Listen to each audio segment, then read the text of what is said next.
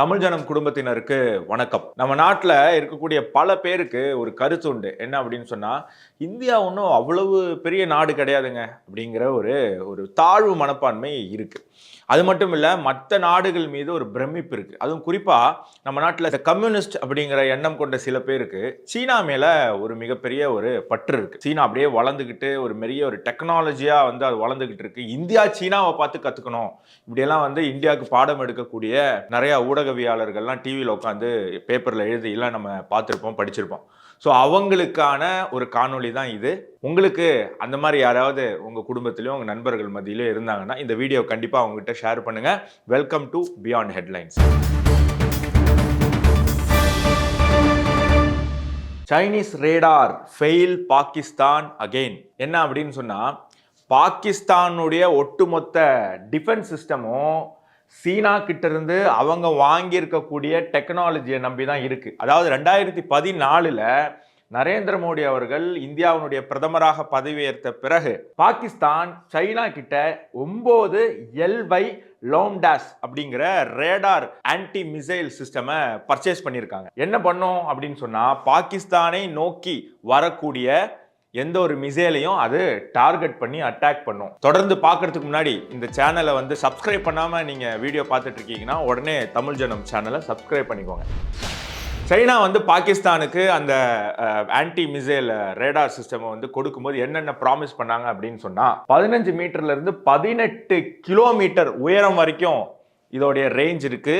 அதே மாதிரி 40 கிலோமீட்டர் தூரத்துக்கு இதனுடைய ரேஞ்ச் இருக்கு. அதான் 40 கிலோமீட்டர் தூரத்தில் இருக்கும் போதோ இல்ல 18 கிலோமீட்டர் உயரத்தில் இருக்கும் போதோ பாகிஸ்தானை தாக்க வரக்கூடிய ஒரு மிசைலை, ஒரு பாம்பை, ஒரு வெப்பனை, ஒரு ஜெட்டை, ஒரு ஏர்கிராஃப்டை தகர்த்திட முடியும் அப்படிங்கிறது தான் இந்த சைனா ப்ராடக்ட் பாகிஸ்தானுக்கு கொடுத்த வாக்குறுதி. அது மட்டும் கிடையாது, 150 கிலோமீட்டருக்கு முன்னாடியே டிடெக்ட் பண்ணிடும். அதாவது 40 கிலோமீட்டர்ல தான் அட்டாக் பண்ணும், 40 கிலோமீட்டர்ல தான் அதை டீநியூட்ரலைஸ் பண்ணும். ஆனா 150 கிலோமீட்டருக்கு முன்னாடியே இப்படி ஒரு ராக்கெட் வருது அப்படிங்கிறத அதை டிடெக்ட் பண்ணி அதனுடைய சிஸ்டமை அதை தயார் பண்ணிக்கும் அப்படின்னு ப்ராமிஸ் பண்ணி இந்த சைனா ப்ராடக்டை பாகிஸ்தானுக்கு வித்திருக்காங்க சைனா. ஆனா 2022 மார்ச் 9ஆம் தேதி தவறுதலாக இந்தியா பக்கத்துல இருந்து ஒரு சின்ன தவறு நடந்தது. அவங்க ஒரு மிசைலை டிரான்ஸ்போர்ட் பண்ணும்போது ஒழுங்கா அன்பிளக் பண்ணாம கொண்டு போயிருக்காங்க போல இருக்கு. அப்போ பை மிஸ்டேக் ஒரு சூப்பர்சானிக் க்ரூஸ் மிசைல் பிரம்மோஸ் இந்தியாவில இருந்து பாகிஸ்தானை நோக்கி போயிடுச்சு. இந்த தவறுதலாக போன அந்த மிசைல் ஹரியானாவில் இருக்கக்கூடிய, இந்தியாவில் ஹரியானா மாநிலத்தில் இருக்கக்கூடிய அம்பாலா அப்படிங்கிற இந்த பகுதியில இருந்து பாகிஸ்தான்ல இருக்கக்கூடிய மியான் சின்னு அப்படிங்கிற ஒரு இடத்துக்கு டிராவல் பண்ணி போய் அட்டாக் பண்ணியிருக்கு. அது ஆள்கள் இல்லாத ஒரு காட்டு பகுதி, அதனால பெரிய அளவுக்கு மரணங்கள் எதுவுமே நடக்கல. சின்ன இந்தியா சைட்ல இருந்து நடந்த ஒரு தவறுதல்னால இந்த மிசைலை டிராவல் பண்ணி போய் பாகிஸ்தான்ல அந்த இடத்துல போய் விழுந்திருக்கு. இதற்காக இந்தியாவில் இதுக்கு சம்பந்தப்பட்டவங்களை பணி நீக்கம் கூட செஞ்சிருக்காங்க. அந்த அளவுக்கு ஒரு தர்மத்தை கடைபிடிக்கக்கூடிய தேசம் நமது இந்தியா அப்படிங்கிறத நீங்க புரிஞ்சுக்கணும், பெருமைப்படணும். அது ஒரு பக்கம் இருக்கட்டும். இப்போ இந்த மிசைல் டிராவல் பண்ணி போச்சுல்ல, இந்த மிசைல் இந்தியாவுக்குள்ளேயே 100 கிலோமீட்டர் டிராவல் பண்ணி பாகிஸ்தான் எல்லையை கடந்து 105 கிலோமீட்டர் டிராவல் பண்ணி மொத்தம் 205 கிலோமீட்டர் டிராவல் பண்ணி அந்த இடத்துல போய் விழுந்திருக்கு. பாகிஸ்தான் சைனா கிட்ட இருந்து வாங்கின அந்த சைனா ரேடார் சிஸ்டம் இதை டிடெக்ட் பண்ணவோ, இதை அட்டாக் பண்ணவோ, இதை டீநியூட்ரலைஸ் பண்ணவோ இல்லை. இதுதான் அன்னைக்கு 2022 நடந்த சம்பவம்.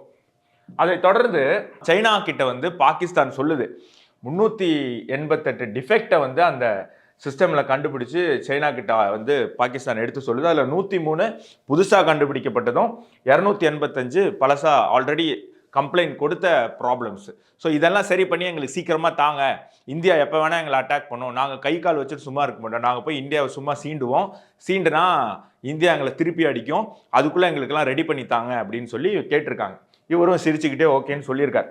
அதற்கப்புறம் தான் பாகிஸ்தான் அவங்க சொன்ன மாதிரியே இந்தியா கிட்ட வாலாட்டினாங்க.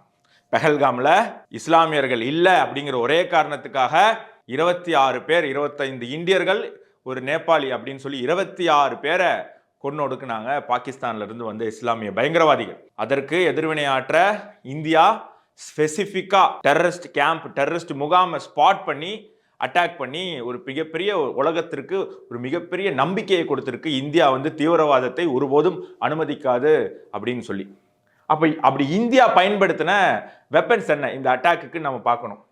ஸ்கேல்ப், ஹேமர் மிசைல்ஸ், கம்கேசி ட்ரோன்ஸ் அப்படின்னு சொல்லக்கூடிய 3 விதமான அட்டாக்கை இந்தியா பண்ணியிருக்கு. ஸ்கேல்ப் அப்படின்னு சொன்னா இது ஒரு long range missile. Long range missile வந்து ஸ்டாட்டிக்கா இருக்கக்கூடிய ஒரு இடத்த போய் அட்டாக் பண்ணும். ஒரு பில்டிங்கோ இல்லாட்டி வந்து ஒரு கேம்போ, அதாவது மூவ்மெண்ட்ல இருக்காது, ஒரே இடத்துல இருக்கக்கூடிய ஸ்டாட்டிக்கா இருக்கக்கூடிய ஒரு டார்கெட்டை போய் இதை அட்டாக் பண்ணக்கூடிய விஷயம். அதே மாதிரி ஹேமர் மிசைல்ஸ் அப்படின்னா சுத்தில வந்து இப்படி அடிப்போம்ல மேல இருந்து கீழே, அந்த மாதிரி மேல இருந்து டிராப் பண்ணக்கூடிய மிசைல்ஸ் இதையும் பயன்படுத்தியிருக்காங்க. கமிகாசி ட்ரோன்ஸ் அப்படின்னு பயன்படுத்தி கண்காணிக்கிறதுக்கும் டார்கெட்டை ஸ்பாட் பண்றதுக்கும் அதுக்கப்புறம் போய் பாம்ஸை டிராப் பண்றதுக்கும் இந்த ட்ரோன்ஸ் பயன்படுத்தி இந்தியா ஒரு மிகப்பெரிய ஒரு அட்டாக்கை நடந்திருக்கு.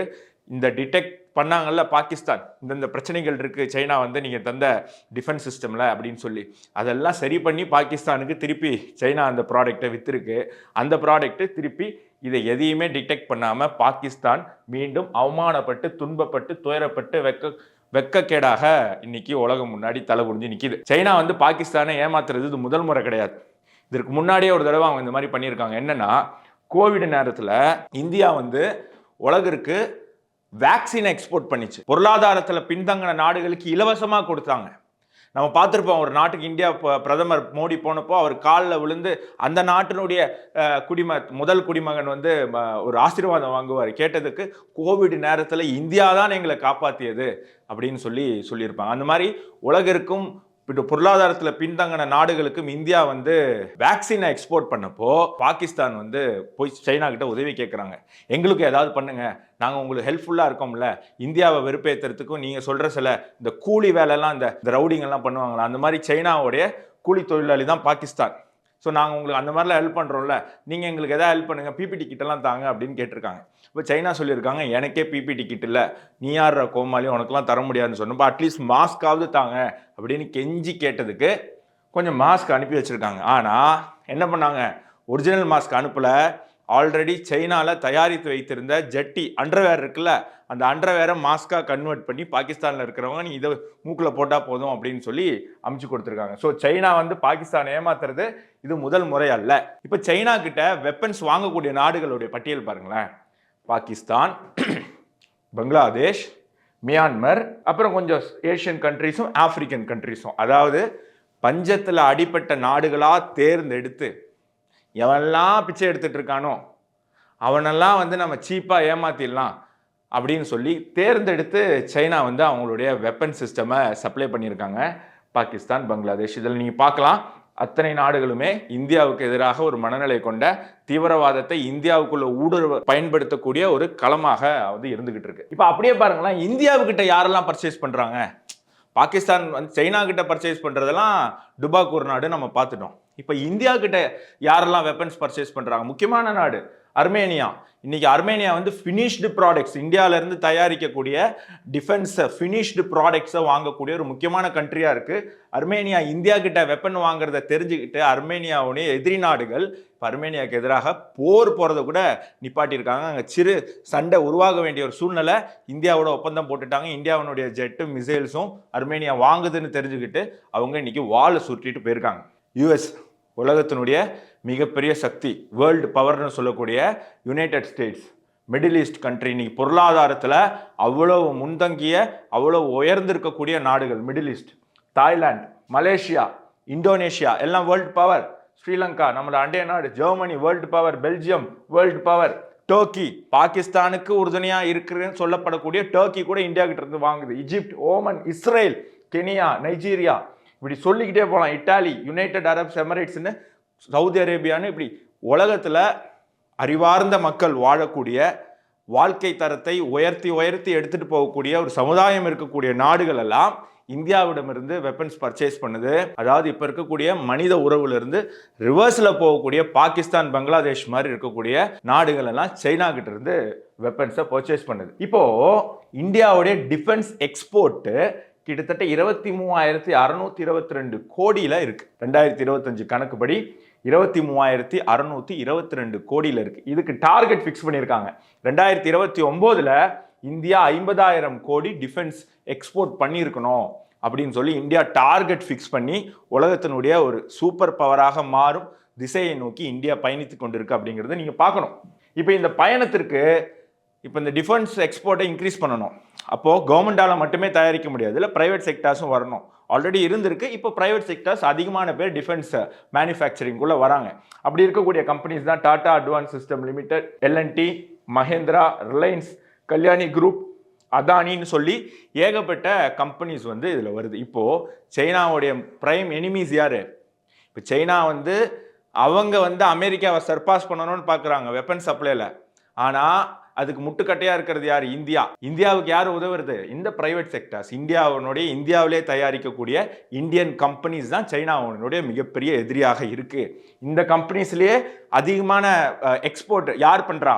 அதானி அப்படிங்கிற இந்த அதானி டிஃபென்ஸ் குரூப் தான் பண்ணுது. ஸோ இப்போ உங்களுக்கு புரிஞ்சிருக்கும் ஏன் சமீப காலமாக அதானியை டார்கெட் பண்ணுறாங்க. அதானி வந்து பிரதமர் மோடி வந்ததுக்கு அப்புறம் தான் பிஸ்னஸ் பண்ண ஆரம்பிச்சாரான்னா இல்லை, அவர் எப்போலேருந்தோ இருக்கார். அம்பானி மோடி வந்ததுக்கு அப்புறம் தான் பிஸ்னஸ் பண்ண ஆரம்பிச்சாரான்னா இல்லை, அம்பானியும் எப்போலேருந்தோ பிஸ்னஸ் பண்ணிக்கிட்டு தான் இருக்காங்க. ஏன் சமீப காலமாக இவங்க டார்கெட் செய்யப்படுறாங்க? இதுக்கு முன்னாடி அதானியை அம்பானியை யாருமே குறை சொன்னதே கிடையாது. ஏன் இப்போ இந்தியாவில் ஒரு கூட்டம், சிறு கூட்டம் அதானிக்கும் அம்பானிக்கும் எதிராக பேசுது அப்படிங்கிறத நீங்கள் புரிஞ்சுக்கணும். ஏன் அப்படின்னு சொன்னால், இப்போ தான் இந்தியா டிஃபென்ஸ் எக்ஸ்போர்ட்டில் இறங்கியிருக்கு, அதில் கலக்கிக்கிட்டு இருக்கு. நம்ம பார்த்துருப்போம் கொஞ்ச நாள் முன்னாடி ஒரு செய்தி, கெனியா வந்து அதானி கிட்ட போட்ட ஒரு 2.5 பில்லியன் ஒப்பந்தத்தை, டிஃபென்ஸ் ஒப்பந்தத்தை கேன்சல் பண்ணியிருக்கு அப்படின்னு. என்ன நடந்தது அப்படின்னா, அதானிக்கு எதிராக ஹிண்டன்பர்கில் ஒரு ரிப்போர்ட் வருது. அதுக்கப்புறம் அமெரிக்கன் கோர்ட்டில் ஒரு கேஸ் நடக்குது. அந்த கேஸ் வந்தோடனே கெனியா வந்து அது வரைக்கும் சீனா கிட்டேருந்து வெப்பனை பர்ச்சேஸ் பண்ணிட்டு இருந்தது. சீனா கிட்டேருந்தும் அமெரிக்கா கிட்டேருந்தும் வெப்பனை பர்ச்சேஸ் பண்ணிட்டு இருந்தது. ஆனால் அதெல்லாம் ரேட் அதிகமாக இருக்குது. அமெரிக்காட்ட ரொம்ப காஸ்ட்லியாக இருக்குது. சைனாட்ட வந்து குவாலிட்டி கிடையாது. நாங்கள் ஒன்றும் பாகிஸ்தான் மடையர்கள் கிடையாது, ஒரு குவாலிட்டி இல்லாத பொருளை காசு கொடுத்து வாங்குறதுக்கு. அதனால எனக்கு தரமான பொருட்கள் தேவை, கம்மி விலையில் தேவைன்னு அவங்க நாடி வந்தது அதானியை, இந்தியாவை. இப்போது அதானியும் அதை ஒத்துக்கிட்டோடனே இந்த மாதிரி இஷ்யூ கிளம்புது. கெனியாவில் இருக்கக்கூடிய எதிர்கட்சி கிளர்ச்சி பண்ணுது, உள்நாட்டு போரை உருவாக்க முயற்சி பண்ணுது. அதை வைத்து நாடு வந்து துண்டாயிடுமோங்கிற பயத்தில் அந்த கவர்மெண்ட் வந்து இந்த டீலை கேன்சல் பண்ணுது. கேன்சல் பண்ணிட்டு உடனே என்ன பண்ணுறாங்க? திருப்பி அமெரிக்கா கிட்டையும் சைனா கிட்டையும் அந்த பழைய அக்ரிமெண்ட்டை கண்டினியூ பண்ணுறாங்க. கோர்ட்டில், அமெரிக்கன் கோர்ட்டில் கேஸ் நடக்குது. அதானி மேலே குற்றமே இல்லை அப்படின்னு சொல்கிறாங்க. எல்லாம் மூடி மறைஞ்சாச்சு. அந்த விஷயத்தை எல்லாருமே மறந்துட்டாங்க. Modi's Achhe Din for Adani model exported to Kenya. A court has stayed Adani Group's bid to run an airport in Kenya. இங்க பாருங்க, சைனா வந்து இந்தியாவுக்கு எதிராக செயல்படுது. ஓகே, வேற நாடு, போட்டி நாடு. CPIM, communist party of India, China என்ன சொல்லுதோ அதை அப்படியே சொல்லக்கூடிய ஒரு மவுத் பீஸாக இந்தியாவில் இருந்துக்கிட்டே செயல்பட்டு இருக்கு இந்த CPIM அப்படிங்கக்கூடிய இந்த இயக்கம். ஸோ இவங்க தான் இந்த போராட்டத்தை, அதானிக்கு எதிராக இந்த போராட்டத்தை கட்டமைப்பது யாரு?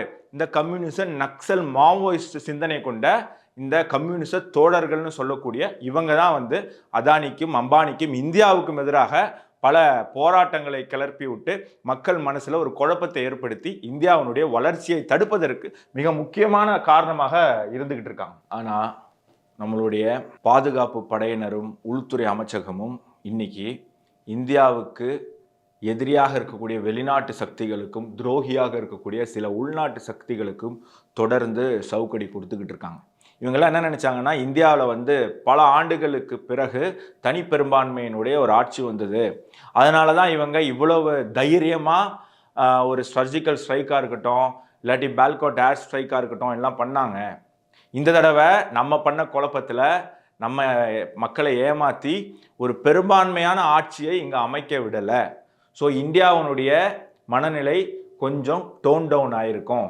பழைய மாதிரி இவங்க சர்ஜிக்கல் ஸ்ட்ரைக்லாம் பண்ண மாட்டாங்க, போல்டான டிசிஷன்ஸ் எடுக்க மாட்டாங்க அப்படின்னு நம்பிட்டு இருந்தவங்களுக்கு இது ஒரு மிகப்பெரிய ஷாக். இந்தியாவில் யார் ஆட்சி பண்ணிட்டு இருந்தாலும் இந்தியாவுக்குன்னு ஒரு ஆபத்து வந்தால் ஒட்டுமொத்த மக்களின் மனநிலையும் தேசத்தின் பக்கம்தான் இருக்கும், ஒட்டுமொத்த மக்களின் உறுதுணையும் தேசத்தின் பக்கம்தான் இருக்கும் அப்படிங்கிறது இன்னைக்கு நிரூபணம் ஆகியிருக்கு. தொடர்ந்து தேர்தல்கள் வரும், தொடர்ந்து இந்திய மக்கள் சரியான இந்த மாதிரி பிரச்சனைகளை கையாளக்கூடிய நியாயமான அரசுகளையும் தேர்ந்தெடுக்கும் பாகிஸ்தான் மாதிரியும் சீனா மாதிரியும் டெமோக்ரஸியை தூக்கி குப்பை தொட்டியில் போடக்கூடிய ஒரு நாடோ மக்களோ கிடையாது இந்தியா. மீண்டும் இன்னொரு நிகழ்ச்சியில் சந்திப்போம். நன்றி, வணக்கம், ஜெய்ஹிந்த்.